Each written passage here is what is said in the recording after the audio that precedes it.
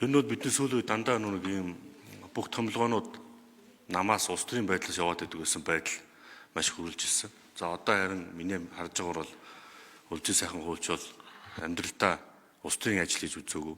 Улс төрийн томилгоогоор улс төрийн албан тушаал тасч үзэж байгаагүй. Яг төрийн албаныхаа мерит зарчмаар яг одоо эргэлсэн ажилтаас эхнээс нь хүртэл одоо амжилт үзүүлж явж ирсэн ийм хуульч эмэгтэй бас томилогдож байгаа баяртай байна. Тэгээ ер нь бол яг нэг хэлэхэд бол улсын хурлын тамийн газрын дарга гэдэг бол улсын хурлын даргын ажлын алба биш.